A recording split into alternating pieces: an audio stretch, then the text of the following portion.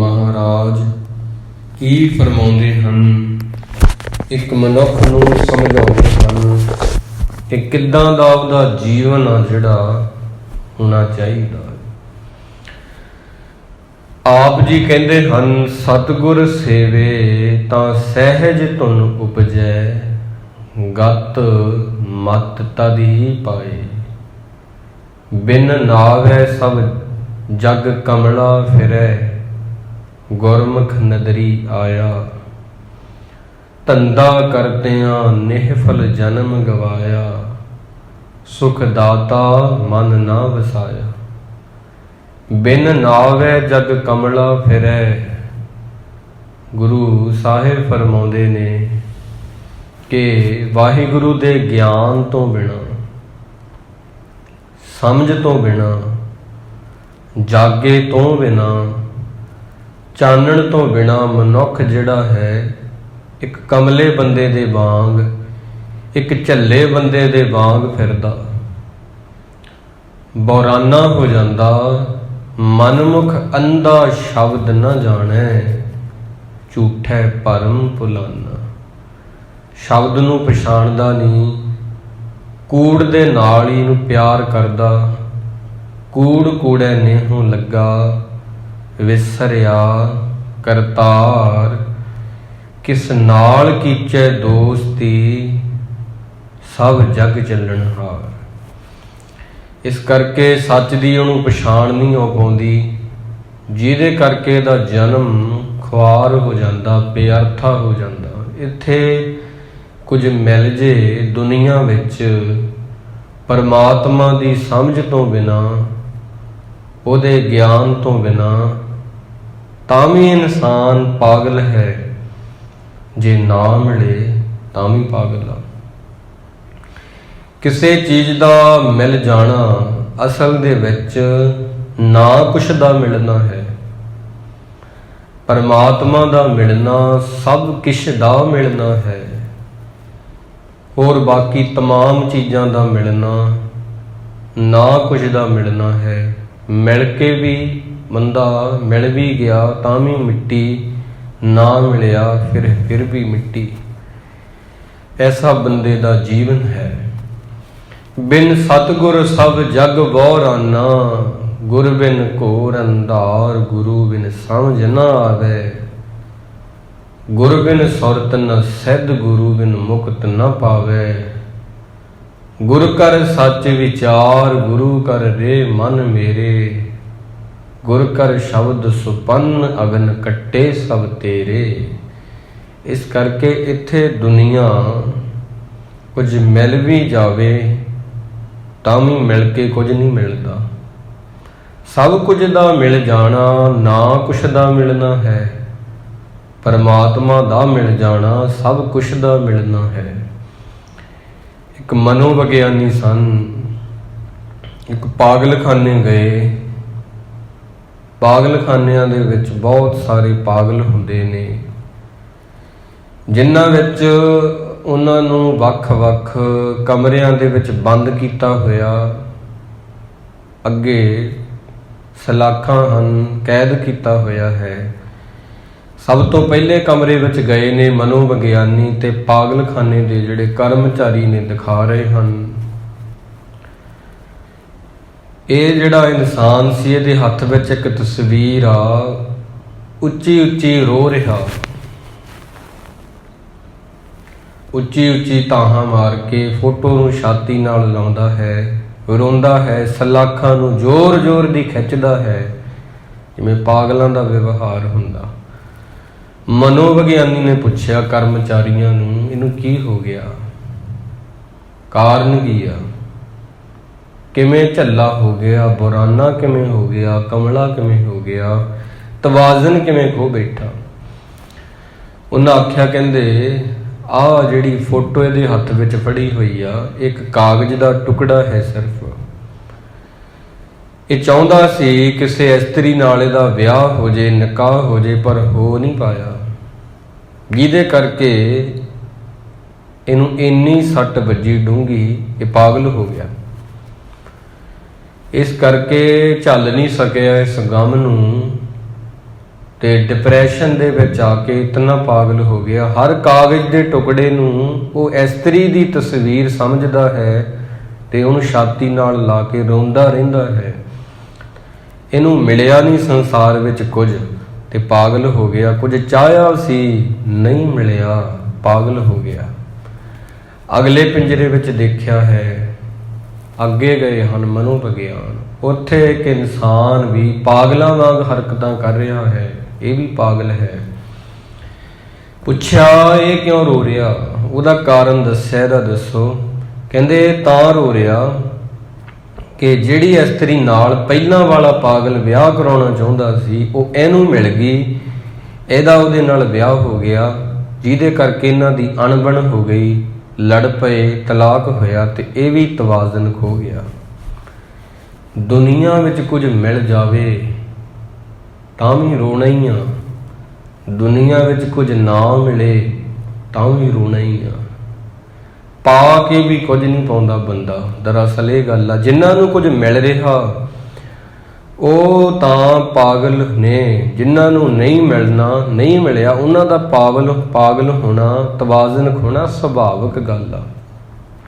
ਜਿਨ੍ਹਾਂ ਨੂੰ ਕੁਝ ਨਹੀਂ ਮਿਲ ਰਿਹਾ, ਚਾਹਿਆ ਸੀ ਮੈਂ ਕੁਝ ਨਹੀਂ ਮਿਲਿਆ, ਪਾਗਲ ਹੋਣਾ, ਤਵਾਜ਼ਨ ਖੋਣਾ, ਚਿੰਤਾ 'ਚ ਜਾਣਾ, ਸੁਪਨੇ ਟੁੱਟਣੇ ਲਾਜ਼ਮੀ ਆ।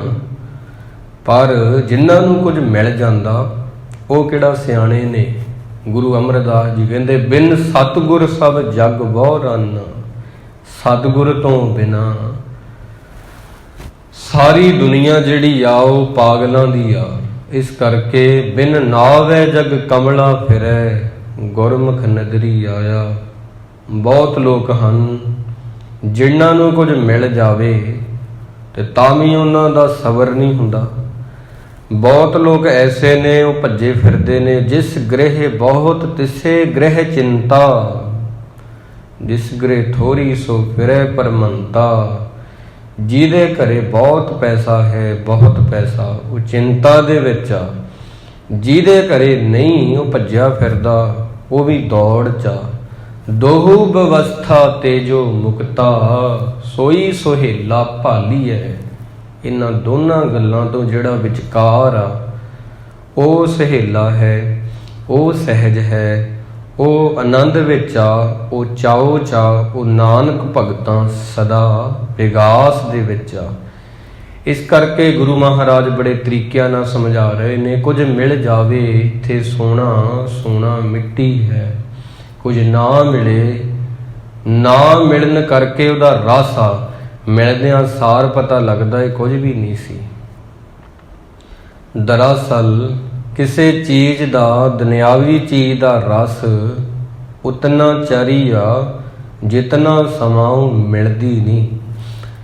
ਮਿਲਦਿਆਂ ਸਾਰ ਰਸ ਖੋ ਜਾਂਦਾ। ਜਿਨ੍ਹਾਂ ਚੀਜ਼ਾਂ ਨੂੰ ਮੰਗਿਆ ਹੁੰਦਾ, ਅਰਦਾਸਾਂ ਕਰ ਕਰਕੇ ਉਹੀ ਚੀਜ਼ਾਂ ਬਾਅਦ 'ਚ ਇਉਂ ਲੱਗਦੀਆਂ ਵੀ ਕਿਉਂ ਮੰਗੀਆਂ। ਫਰੀਦਾ ਦੇਖ ਫਰੀਦਾ ਜੇ ਥੀਆ, ਸ਼ੱਕਰ ਹੋਈ ਵੈਸ ਸਾਈਂ ਬਾਝੋਂ ਆਪਣੇ ਵੇਦਣ ਕਹੀਏ ਕੈਸੇ। ਇੱਥੇ ਸ਼ੱਕਰ ਫਰੀਦ ਸਾਹਿਬ ਜੀ ਕਹਿੰਦੇ ਮੈਂ ਜ਼ਹਿਰ ਹੁੰਦੀ ਦੇਖੀ ਆ। ਦੇਖ ਫਰੀਦਾ ਜੇ ਥੀਆ, ਸ਼ੱਕਰ ਹੋਈ ਵੈਸ, ਮੈਂ ਸ਼ੱਕਰ ਜ਼ਹਿਰ ਬਣਦੀ ਦੇਖੀ ਆ। ਜਿਹੜੀਆਂ ਚੀਜ਼ਾਂ ਅੱਜ ਲੱਗਦੀਆਂ ਵੀ ਮਿਲ ਜਾਣ ਮਿੱਠੀਆਂ ਨੇ, ਜਦੋਂ ਮਿਲਦੀਆਂ ਨੇ ਉਦੋਂ ਪਤਾ ਲੱਗਦਾ ਨਹੀਂ, ਉੱਪਰ ਹੀ ਸਿਰਫ ਸ਼ੱਕਰ ਦਾ ਰਸ ਆ, ਵਿੱਚੋਂ ਇਹ ਕੜੱਤਣ ਨਾਲ ਭਰੀ ਆ ਜ਼ਹਿਰ ਆ। ਦੇਖ ਫਰੀਦਾ, ਹੇ ਫਰੀਦ ਦੇਖ ਗਹੁ ਦੇ ਨਾਲ ਸ਼ੱਕਰ ਜ਼ਹਿਰ ਬਣ ਰਹੀ ਆ। ਸਾਈਂ ਬਾਝੋਂ ਆਪਣੇ ਵੇਦਣ ਕਹੀਏ ਕਿਸ। ਜਿਨ੍ਹਾਂ ਚੀਜ਼ਾਂ ਨੂੰ ਮੰਗਿਆ ਹੁੰਦਾ ਰੱਬ ਤੋਂ, ਸ਼ੁਕਰ ਆ ਰੱਬ ਨੇ ਸਾਡੀਆਂ ਸਾਰੀਆਂ ਅਰਦਾਸਾਂ ਨਹੀਂ ਪੂਰੀਆਂ ਕੀਤੀਆਂ। ਸ਼ੁਕਰ ਆ ਪਰਮਾਤਮਾ ਨੇ ਜੋ ਮੰਗਿਆ ਸੀ ਅੱਜ ਤੱਕ ਸਾਰਾ ਕੁਝ ਨਹੀਂ ਦੇ ਦਿੱਤਾ। ਜੇ ਦੇ ਵੀ ਦਿੰਦਾ ਤਾਂ ਜ਼ਿੰਦਗੀ ਇਦੋਂ ਵੀ ਬਹੁਤ ਹੀ ਗਮਗੀਨ ਹੋ ਜਾਣੀ ਸੀ। ਕਾਰਨ ਸਾਨੂੰ ਮੰਗਣਾ ਨਹੀਂ ਆਉਂਦਾ, ਕਾਰਨ ਸਾਨੂੰ ਪਤਾ ਨਹੀਂ। ਤੁਮ ਕਰੋ ਭਲਾ ਹਮ ਭਲੋ ਨਾ ਜਾਣੇ। ਕੀ ਮੰਗਣਾ ਕੀ ਨਹੀਂ ਮੰਗਣਾ ਇਹ ਨਹੀਂ ਜਾਣਦੇ। ਇਸ ਕਰਕੇ ਉਹੀ ਚੀਜ਼ ਜਿਹੜੀ ਮੰਗੀ ਹੁੰਦੀ ਆ ਸਮਾਂ ਪਾ ਕੇ ਦੁੱਖ ਬਣ ਜਾਂਦੀ ਆ। ਇੱਥੇ ਕਿਸੇ ਨੂੰ ਕੁਝ ਮਿਲ ਜੇ ਉਹ ਪਾਗਲ ਹੈ, ਕਿਸੇ ਨੂੰ ਕੁਝ ਨਾ ਮਿਲੇ ਉਹਦਾ ਪਾਗਲ ਹੋਣਾ ਸੁਭਾਵਿਕ ਆ। ਸਭ ਕੁਝ ਦਾ ਮਿਲ ਜਾਣਾ, ਨਾ ਕੁਝ ਦਾ ਮਿਲਣਾ ਹੈ। ਪਰਮਾਤਮਾ ਦਾ ਮਿਲ ਜਾਣਾ, ਸਭ ਕਿਛ ਦਾ ਮਿਲ ਜਾਣਾ ਹੈ। ਸ਼ਬਦਾਂ ਨਾਲ ਸਾਂਝ ਬਣ ਜਾਣੀ, ਇਹ ਬਹੁਤ ਵੱਡੇ ਭਾਗ ਦੀ ਨਿਸ਼ਾਨੀ ਹੈ। ਤ੍ਰੈ ਗੁਣ ਮਾਇਆ ਭਰਮ ਭੁਲਾਇਆ, ਹਉਮੈ ਬੰਧਨ ਕਮਾਏ। ਕਹਿੰਦੇ ਨੇ ਇਨਸਾਨ ਜਿਹੜਾ ਹੁੰਦਾ 15-15 ਮਿੰਟ ਬਾਅਦ ਉਹਦਾ ਮਨ ਜਿਹੜਾ ਨਾ ਬਦਲਦਾ ਰਹਿੰਦਾ। ਕਦੇ ਰਜੋਗੁਣੀ ਹੋ ਜਾਂਦਾ, ਕਦੇ ਤਮੋਗੁਣੀ ਹੋ ਜਾਂਦਾ, ਕਦੇ ਸਤੋਗੁਣੀ ਹੋ ਜਾਂਦਾ। ਧੀਆਂ ਪੁੱਤਰਾਂ ਦੇ ਵਿਆਹਾਂ ਦੇ ਵਿੱਚ ਬੜਾ ਹੀ ਬਹੁਤ ਦਿਲ ਦਰਿਆ ਬਣ ਜਾਂਦਾ ਹੈ, ਉਹੀ ਇਨਸਾਨ ਹੁੰਦਾ। ਤੇ ਬਾਅਦ ਵਿੱਚ ਇੱਕ ਕਠੋਰ ਬਣ ਜਾਂਦਾ, ਸਮਾਂ ਪਾ ਕੇ ਬਦਲੀ ਜਾਂਦਾ। ਹਰ 15 ਮਿੰਟ ਬਾਅਦ ਤੁਸੀਂ ਬਦਲਦੇ ਹੋ, ਹਰ 15 ਮਿੰਟ ਬਾਅਦ ਤੁਸੀਂ ਕਦੇ ਸਾਧ ਬਣ ਜਾਂਦੇ ਹੋ, ਕਦੇ ਚੋਰ ਬਣ ਜਾਂਦੇ ਹੋ। ਇਸ ਕਰਕੇ ਕਦੇ ਵਾਸ਼ਨਾ ਨਾਲ ਭਰ ਜਾਂਦੇ ਹੋ। ਹਰ 15-15 ਮਿੰਟ ਬਾਅਦ ਪਲਕ ਪਲਕ ਮਨ ਬਦਲੀ ਹੈ, ਮਨ ਬਦਲਦਾ ਹੈ। ਇੱਕ ਇੱਕ ਛਿਨ ਬਾਅਦ ਬਦਲਦਾ ਹੈ। ਮਨੋਵਿਗਿਆਨੀ ਕਹਿੰਦੇ 15 ਮਿੰਟ ਬਾਅਦ ਬਦਲਦਾ ਹੈ।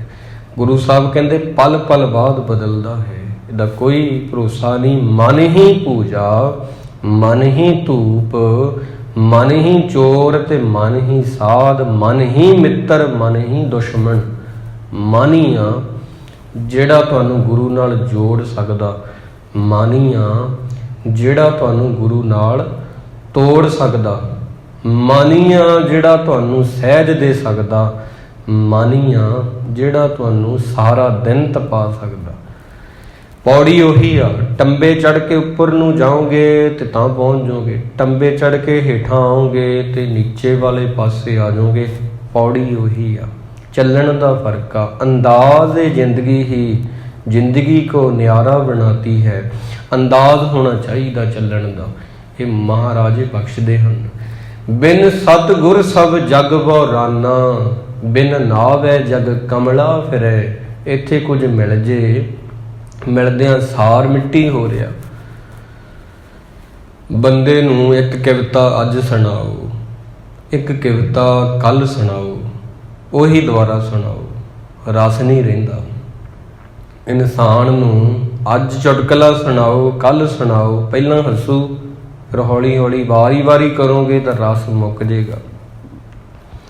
ਇਵੇਂ ਹੀ ਬਾਕੀ ਤਮਾਮ ਚੀਜ਼ਾਂ ਰੋਜ਼ ਕਰਦਿਆਂ, ਰੋਜ਼ ਦੁਹਰਾਉਂਦਿਆਂ ਇਨਸਾਨ ਦਾ ਮਾਈਂਡ ਆ ਜਿਹੜਾ ਥੱਕ ਜਾਂਦਾ, ਰਸ ਨਹੀਂ ਆਉਂਦਾ ਇਹਨੂੰ। ਇੱਕ ਸਬਜ਼ੀ ਅੱਜ ਬਣਾਓ, ਕੱਲ ਬਣਾਓ, ਪਰਸੋਂ ਬਣਾਓ, ਇਨਸਾਨ ਨਹੀਂ ਖਾਵੇਗਾ। ਵਾਰੀ ਰਿਪੀਟ ਨਹੀਂ ਕਰਨਾ ਚਾਹੁੰਦਾ। ਇਸ ਕਰਕੇ ਗੁਰੂ ਮਹਾਰਾਜ ਕਹਿੰਦੇ ਤਮਾਮ ਚੀਜ਼ਾਂ, ਦੁਨਿਆਵੀ ਚੀਜ਼ਾਂ ਵਰਤਦੇ ਇਹਨਾਂ ਦਾ ਰਸ ਘਟਦਾ ਜਾਂਦਾ ਹੈ। ਵਾਹਿਗੁਰੂ ਇੱਕ ਐਸੀ ਕਲਾ ਹੈ ਉਹਦੇ ਕੀਰਤਨ 'ਚ, ਉਹਦੀ ਕਥਾ 'ਚ, ਉਹਦੀ ਬਾਣੀ 'ਚ। ਇਹਨੂੰ ਪੜ੍ਹਦੇ ਜਾਓ, ਕਰਦੇ ਜਾਓ, ਰਸ ਵੱਧਦਾ ਜਾਂਦਾ ਹੈ। ਇੱਥੇ ਫਰਕ ਆ, ਇੱਥੇ ਰਹਿ ਜਾਂਦਾ। ਮਨਮੁਖ ਅੰਧਾ ਸ਼ਬਦ ਨਾ ਜਾਣੈ, ਝੂਠੈ ਭਰਮ ਭੁਲਾਨਾ। ਪਰ ਮਨ ਦੇ ਪਿੱਛੇ ਲੱਗਾ ਹੋਇਆ ਬੰਦਾ ਤੇ ਸ਼ਬਦ ਨੂੰ ਜਾਣਦਾ ਨਹੀਂ, ਭਰਮਾਂ ਦੇ ਵਿੱਚ ਰਹਿੰਦਾ ਹੈ। ਰੱਸੀ ਨੂੰ ਜਿਵੇਂ ਹਨੇਰੇ ਵਿੱਚ ਸੱਪ ਮੰਨ ਲੈਂਦੇ ਆ, ਦਰਖਤਾਂ ਨੂੰ ਇਉਂ ਲੱਗਦਾ ਜਿਵੇਂ ਇਨਸਾਨ ਖੜੇ ਹੁੰਦੇ ਨੇ, ਇਵੇਂ ਹੀ ਬੰਦਾ ਵੀ ਭਰਮਾਂ 'ਚ ਆ। ਉਹ ਸੱਚ ਨੂੰ ਪਛਾਣ ਨਹੀਂ ਸਕਦਾ। ਕਾਰਨ ਕੀ ਆ? ਸੱਚ ਨਾਲ ਜੁੜੇਗਾ ਤੇ ਸੱਚ ਨੂੰ ਸਮਝੇਗਾ, ਸੱਚ ਕੋਲ ਬੈਠੇਗਾ ਤੇ ਸੱਚ ਨੂੰ ਜਾਣੇਗਾ, ਸੱਚ ਨੂੰ ਸੁਣੇਗਾ ਤੇ ਝੂਠ ਦਾ ਪਤਾ ਲੱਗੇਗਾ ਵੀ ਝੂਠ ਕੀ ਆ, ਸੱਚ ਕੀ ਆ।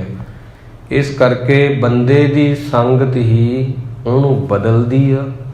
ਬੰਦੇ ਦੀ ਸੰਗਤ ਹੀ ਉਹਦੇ ਅੰਦਰ ਉਹਨੂੰ ਸਕੂਨ ਦਿੰਦੀ ਆ।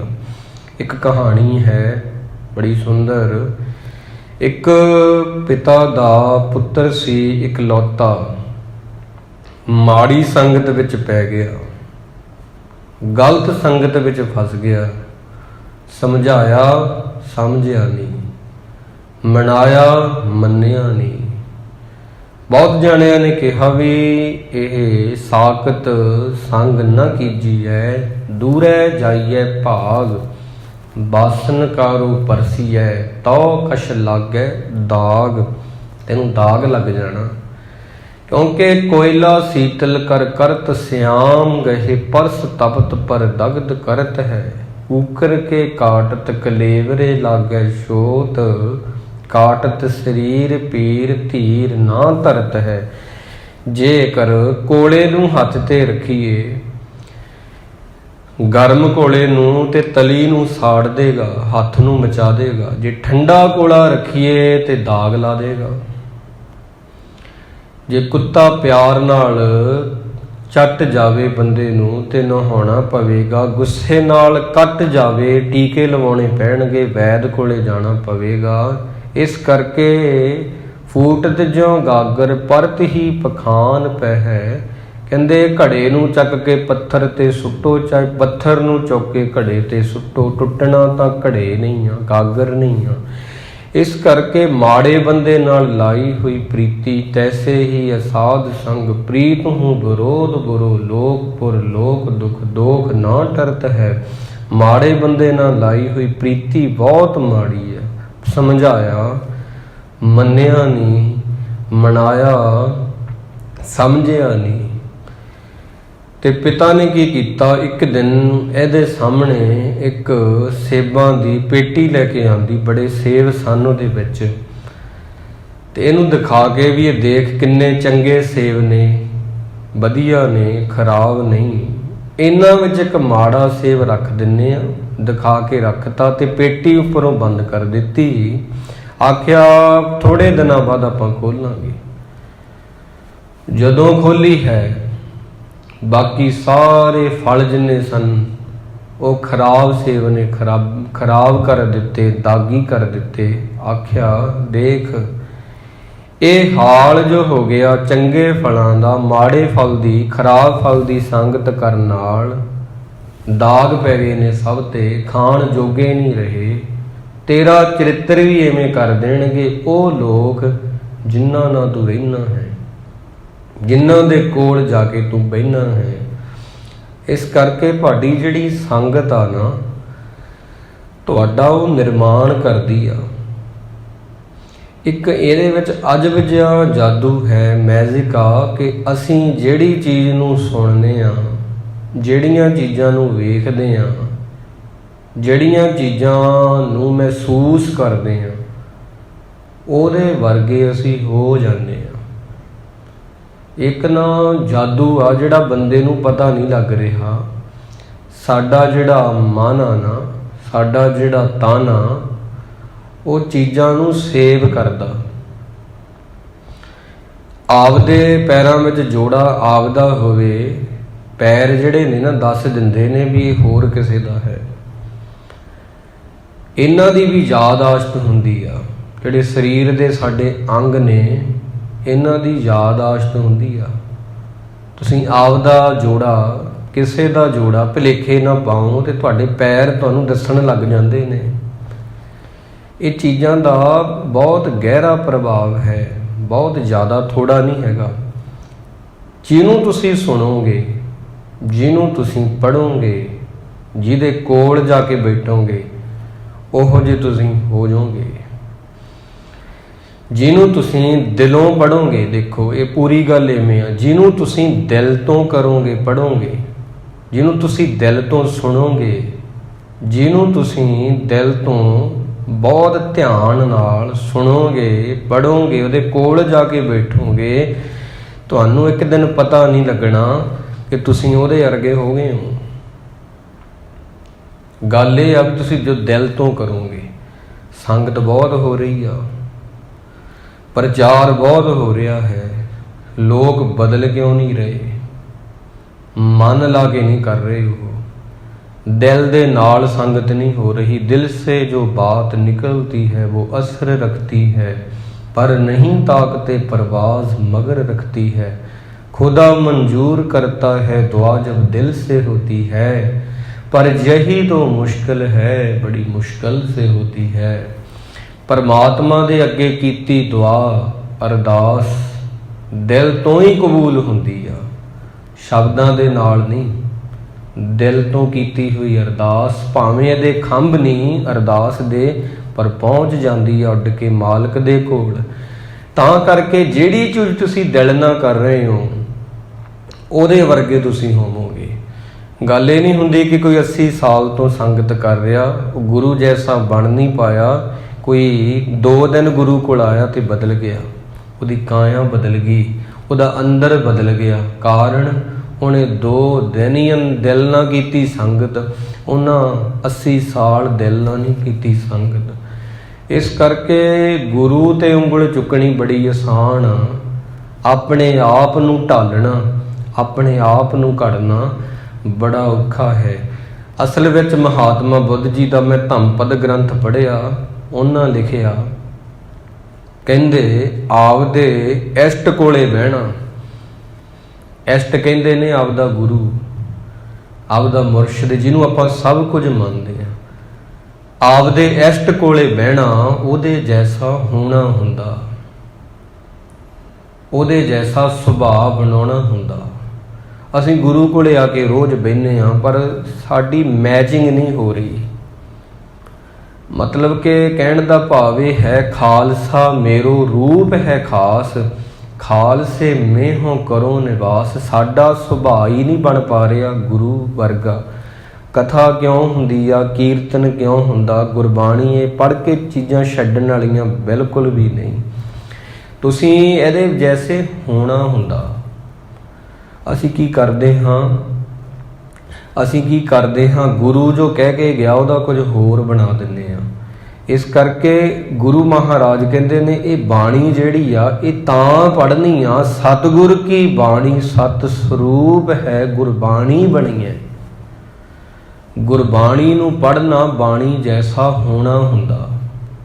भी किवें सुभाव, एक कहा जाता ना रब दा मिलाप, वो इनू ही कहते ने तुहाडा सुभाव जदों रब जैसा हो जाए उन्होंने रब दा मिलाप कहते ने। हजे परमात्मा दा सुभाव किहो जिहा जी ਉਹਦਾ ਤੁਹਾਨੂੰ शुरू च ही पता लग जाएगा। जपजी साहिब दे विच भी ਉਹਦਾ सुभाव किहो जिहा, निरभौ आ, किसे तो डरदा नहीं, किसे नूं डराउंदा नहीं, ਇਹ ਉਹਦਾ सुभाव। जिस दिन तुसी किसे तो ना डरो तो ना ही किसे नूं डरावो, तुसी परमात्मा दे एक कदम नेड़े आ गए, अगे आ, निर्वैर आ। परमात्मा विच शरीकां वाली भावना नहीं हैगी, मतलब कि ਉਹਦਾ कोई शरीक नहीं, वो ला शरीक आ ते ਉਹਦਾ कोई किसे नाल वैर नहीं। जिस दिन तुसी अपने अंदरों वैर कढ दिओगे, ईरखा कढ दिओगे, तुसी एक कदम ते गुरु दे नेड़े आ जाओगे। इस करके बहुत लोग निरभौ निर्वैर पढ़ रहे ने, पर ना तो निरभौ ने ना निर्वैर ने। एक कहानी कहना तुहानूं होर क्लीयर होगी गल। इवें शब्द की कथा सीधी नहीं पता लगती, मतलब मोटिवेशनल चीज़ां तुहानूं समझ आउणगीआं भी की हो की रहा है। पुराने समय 'च एक बजुर्ग सी, उन्हां की कीता कि जदों जाना समान लैण वास्ते दुकान ते हट ते घरों तुरन लग्गियां, जे सौदे गनाउणे भी 5 चीज़ां लियाई, तुरन लग्गियां 5 गंढां दे देणीआं। 5 गंढां जिहड़ा उन्हां कोल परना हुंदा सी उहदे नाल मार लैणीआं भी चीज़ां 5 ने, भुल ना जावां। सौदा जाके कढ़ाउणा ते दुकान वाले ने 4 देणियां, तां कहना गंढां नाल मिलाउणीआं ते भी गंढां 5 ने, चीज़ां 4 ने, एक रह गई। फिर याद करना, फिर ले लैणी चेता करके। जिहड़ा पोता सी ना, वो आपदे दादे नूं इवें वेंदा हुंदा सी भी दादा जी जदों जांदे ने घरों ते इदां गंढां मारदे ने पल्ले विच परने नाल, पर असल चीज़ वो भुल ही गया भी मारदे क्यों ने। दादा जी चढ़ाई कर गए, चले गए। फिर जदों पोता जावे, उन्होंने असल चीज़ का पता नहीं सी, बाजार जाना, कहना भी दादा जी इदां करदे सी, असीं भी करिए, पर दादा जी क्यों करदे सी ये तो पता ही नहीं सी। ਸਾਰਾ ਪਰਿਵਾਰ ਜਦੋਂ ਬਾਜ਼ਾਰ ਜਾਵੇ, ਪੱਲੇ ਦੇ ਨਾਲ ਗੰਢਾਂ ਮਾਰ ਕੇ ਜਾਵੇ, ਪਰ ਅਸਲ ਚੀਜ਼ ਉਹਨਾਂ ਨੂੰ ਪਤਾ ਹੀ ਨਹੀਂ। ਉਹ ਜੋ ਕਰਦਾ ਸੀ ਬਜ਼ੁਰਗ, ਪਿੱਛੇ ਕੁਝ ਕਾਰਨ ਸੀ। ਹੁਣ ਜੋ ਕਰਦੇ ਆ ਗੰਢਾਂ ਮਾਰਦੇ, ਉਹਦਾ ਕੋਈ ਅਰਥ ਹੀ ਨਹੀਂ। ਐਵੇਂ ਗੁਰੂ ਦੀ ਬਾਣੀ ਨੂੰ ਪੜ੍ਹਨ ਦੇ ਅਰਥ ਬਦਲ ਗਏ ਨੇ। ਕਦੇ ਗੁਰਸਿੱਖ ਪੜ੍ਹਦੇ ਹੁੰਦੇ ਸੀ ਇਹਨੂੰ ਆਪਦੇ ਸੁਭਾਅ ਨੂੰ ਬਦਲਣ ਲਈ, ਆਪਦੇ ਮਨ ਨੂੰ ਬਦਲਣ ਲਈ। ਅੱਜ ਬਸ ਉਵੇਂ ਪੜ੍ਹੀ ਜਾ ਰਹੀ ਆ ਜਿਵੇਂ ਇੱਕ ਹੁੰਦਾ ਹੈ, ਬਸ ਪੜ੍ਹ ਦਿੱਤੀ। ਜਿਵੇਂ ਉਹ ਕਹਿੰਦੇ ਰੀਤ ਸੀ ਦਾਦੇ ਵਾਲੀ ਤੇ ਉਹ ਕਰ ਦਿੱਤੀ। ਗੁਰਦੁਆਰੇ ਆਉਣਾ ਇੱਕ ਰੀਤ ਹੈ, ਇਹ ਵੀ ਇਦਾਂ ਹੀ ਹੋ ਰਿਹਾ। ਬਾਣੀ ਪੜ੍ਹਨੀ ਇੱਕ ਰੀਤ ਆ, ਬਸ ਬਦਲਾਵ ਨਹੀਂ ਹੋ ਰਿਹਾ, ਚੇਂਜ ਨਹੀਂ ਹੋ ਰਿਹਾ ਹੈ ਸੰਸਾਰ। ਕਾਰਨ ਇਹੀ ਤ੍ਰੈ ਗੁਣ ਮਾਇਆ ਭਰਮ ਭੁਲਾਇਆ, ਹਉਮੈ ਬੰਧਨ ਕਮਾਏ, ਬਿਨ ਸਤਿਗੁਰ ਸਭ ਜਗ ਬੋਰਾਨਾ। ਅਸੀਂ ਜਿੱਥੇ ਹੁੰਨੇ ਆ ਉੱਥੇ ਹੁੰਦੇ ਨਹੀਂ ਹੈਗੇ। ਬੰਦੇ ਦੀ ਪੀੜਾ ਕੀ ਆ, ਜਿੱਥੇ ਹੁੰਨੇ ਆ ਉੱਥੇ ਹੁੰਦੇ ਹੀ ਨਹੀਂ ਹੈਗੇ। ਜਿੱਥੇ ਨਹੀਂ ਹੁੰਦੇ ਉੱਥੇ ਹੁੰਨੇ ਆ, ਪਰ ਉੱਥੇ ਸਰੀਰ ਨਹੀਂ ਹੁੰਦਾ। ਗੱਲ ਬੜੀ ਗਹਿਰੀ ਆ। ਦੇਖੋ ਬੰਦੇ ਦਾ ਦੁੱਖ ਕੀ ਆ, ਜਿੱਥੇ ਤਾਂ ਸਰੀਰ ਹੁੰਦਾ ਉੱਥੇ ਤਾਂ ਆਪ ਨਹੀਂ ਹੁੰਦੇ, ਜਿੱਥੇ ਹੁੰਨੇ ਆ ਉੱਥੇ ਸਰੀਰ ਨਹੀਂ ਹੁੰਦਾ। ਇਹ ਬੰਦੇ ਦੀ ਪੀੜਾ ਹੈ। ਬਿਨ ਨਾਵੈ ਜਗ ਕਮਲਾ, ਫਿਰੈ ਗੁਰਮੁਖ ਨਦਰੀ ਆਇਆ। ਦੁਨੀਆ ਦੇ ਲੋਕ ਜਿਹੜੇ ਨੇ, ਨਿਮਖ ਮਾਹੇ ਚਾਰ ਕੁੰਡ ਫਿਰ ਆਵੇ। ਸ਼ਬਦ ਤੋਂ ਬਿਨਾ, ਵਰਤਮਾਨ ਤੋਂ ਬਿਨਾ, ਬੀਤੇ ਸਮੇਂ 'ਚ ਰਹਿੰਦੇ ਨੇ ਜਾਂ ਆਉਣ ਵਾਲੇ ਸਮੇਂ ਦੀ ਚਿੰਤਾ 'ਚ ਰਹਿੰਦੇ ਨੇ। ਉਹਨਾਂ ਦਾ ਜਿਹੜਾ ਮਨ ਆ ਨਾ, ਜਿੱਥੇ ਉਹ ਹੁੰਦੇ ਨੇ ਉੱਥੇ ਨਹੀਂ ਹੁੰਦਾ। ਕਾਰਨ ਕੀ ਆ? ਗੁਰੂ ਦੀ ਬਾਣੀ ਬੰਦੇ ਨੂੰ ਵਰਤਮਾਨ 'ਚ ਲੈ ਕੇ ਆਉਂਦੀ ਆ। ਗੁਰੂ ਦਾ ਸ਼ਬਦ ਬੰਦੇ ਨੂੰ ਚੱਲ ਰਹੇ ਸਮੇਂ 'ਚ ਲੈ ਕੇ ਆਉਂਦਾ, ਜਿੱਥੇ ਉਹ ਹੁੰਦਾ ਹੈ। ਤਾਂ ਹੀ ਇਹਨੂੰ ਜਪਣਾ ਔਖਾ, ਆਖਣ ਔਖਾ, ਸਾਚਾ ਨਾਉ ਬਹੁਤ ਔਖਾ। ਕਿਉਂਕਿ ਬੰਦੇ ਦੀ ਇੱਕ ਆਦਤ ਆ, ਜੇ 40 ਦਿਨ ਕੋਈ ਵੀ ਕੰਮ ਕਰ ਲੇ ਉਹ ਪੱਕ ਜਾਂਦੀ ਆ। ਅਸੀਂ ਜਨਮਾਂ ਤੋਂ ਪੱਕੇ ਆ, ਗਿੱਝੇ ਹੋਏ ਆ ਬੀਤੇ ਸਮੇਂ 'ਚ ਰਹਿਣਾ ਜਾਂ ਆਉਣ ਵਾਲੇ ਸਮੇਂ ਦੀ ਚਿੰਤਾ 'ਚ ਰਹਿਣਾ। ਬਹੁਤ ਸਮੇਂ ਤੋਂ ਗਿੱਝੇ ਹੋਏ ਆ, ਜਿਹਦੇ ਕਰਕੇ ਸਾਨੂੰ ਵਰਤਮਾਨ 'ਚ ਰਹਿਣਾ ਨਹੀਂ ਆਉਂਦਾ।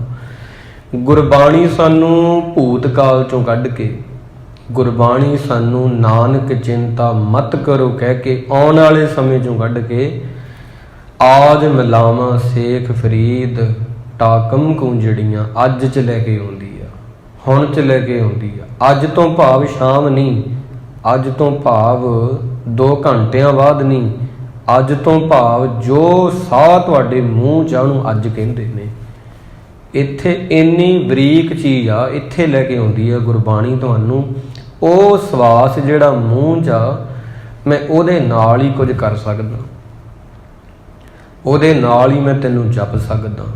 ਇੱਕ ਸਾਹ ਮੇਰਾ ਲੰਘ ਗਿਆ, ਉਹਦੇ ਨਾਲ ਮੈਂ ਕੁਝ ਕਰ ਨਹੀਂ ਸਕਦਾ, ਕਾਰਨ ਉਹ ਲੰਘ ਗਿਆ ਵਾ।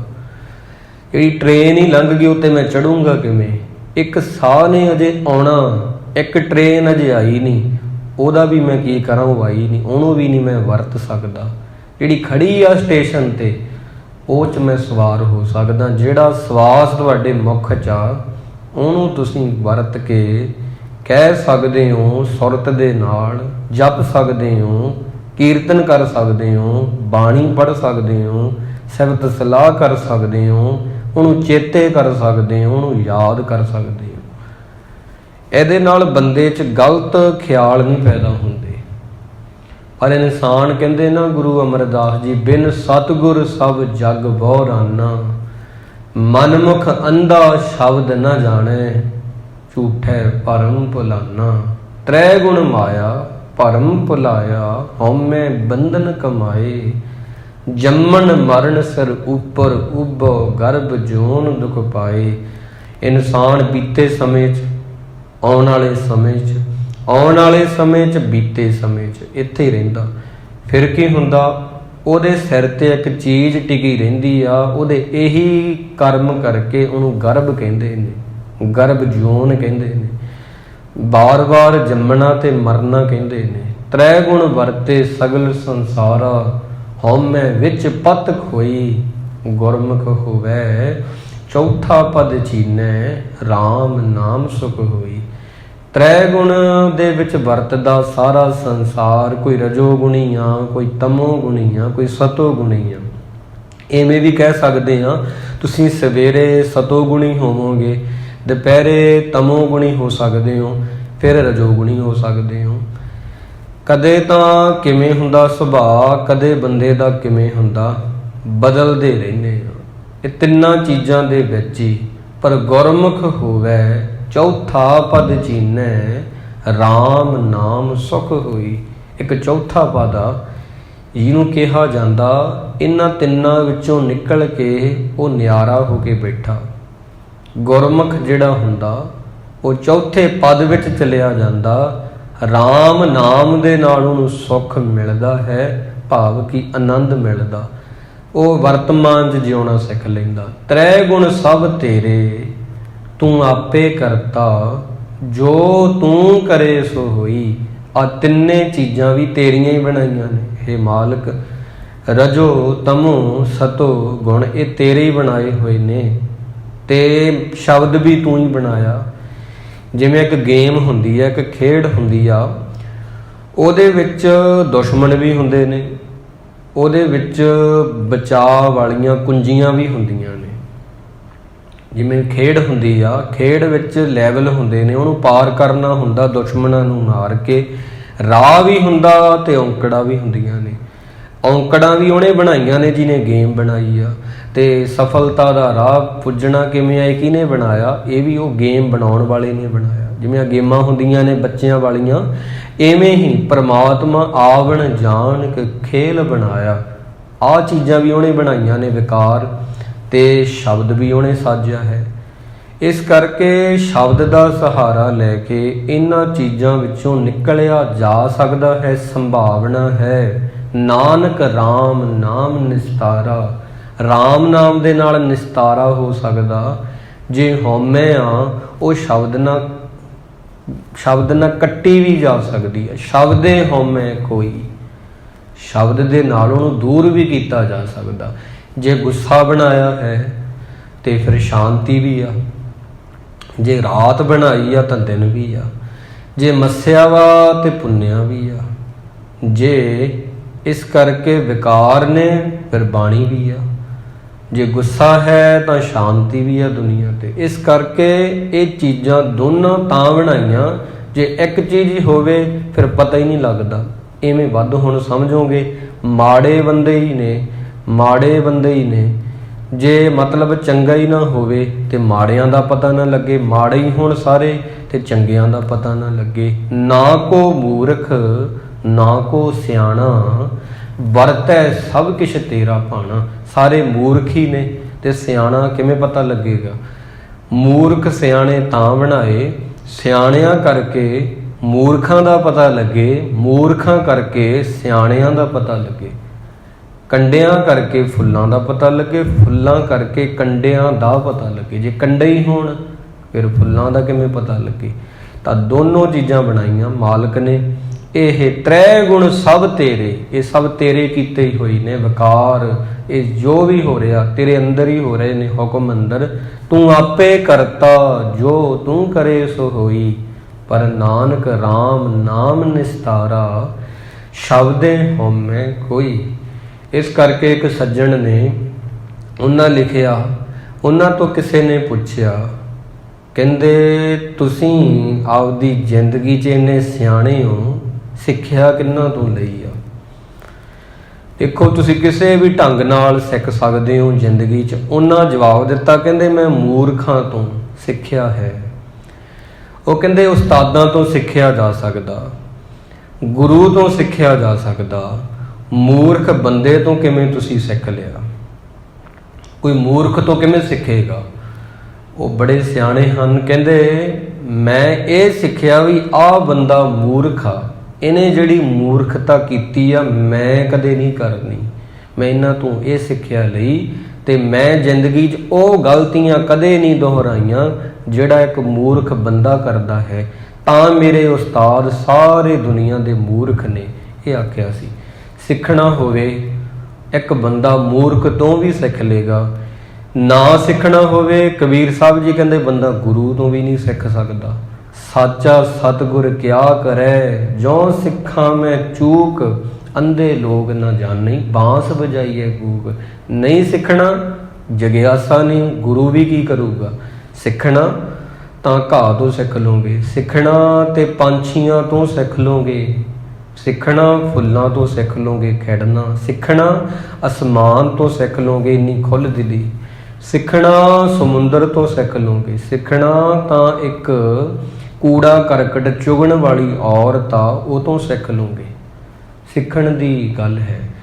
ਗੁਰੂ ਮਹਾਰਾਜ ਨੇ ਸਿੱਖ ਬਣਾਇਆ, ਸਿੱਖ ਬਣੀਏ, ਚੰਗੀਆਂ ਚੀਜ਼ਾਂ ਨੂੰ ਸਿੱਖੀਏ ਜ਼ਿੰਦਗੀ 'ਚ, ਸਿੱਖਦੇ ਸਿੱਖਦੇ ਉਹਦੇ ਸਿੱਖ ਹੋ ਜਾਈਏ। ਇਹੀ ਸਿੱਖਿਆ ਮਿਲੀ ਆ। ਗੁਰੂ ਮਹਾਰਾਜ ਕਿਰਪਾ ਕਰਨ, ਕੀਤੀ ਹੋਈ ਵਿਚਾਰ ਜੋ ਹੈ ਸਾਡੇ ਹਿਰਦਿਆਂ ਵਿੱਚ ਵਸੇ। ਅਰਦਾਸ ਕਰੀਏ ਮਹਾਰਾਜ ਰਜੋ ਤਮੋ ਸਤੋ ਇਹਨਾਂ ਚੀਜ਼ਾਂ 'ਚੋਂ ਨਿਕਲ ਕੇ ਚੌਥਾ ਪਦ ਇਹਦੀ ਸਾਨੂੰ ਪ੍ਰਾਪਤੀ ਹੋਵੇ, ਅਸੀਂ ਵੀ ਵਿਕਾਸ ਵਿੱਚ ਰਹਿਣਾ ਸਿੱਖ ਲਈਏ। ਆਓ ਹੁਣ ਆਪਾਂ ਸੱਚੇ ਪਾਤਸ਼ਾਹ ਮਾਲਕ ਨੂੰ ਯਾਦ ਕਰੀਏ, ਪ੍ਰਭੂ ਦੀ ਉਸਤਤ ਕਰਨੀ ਕਰੀਏ ਜੀ।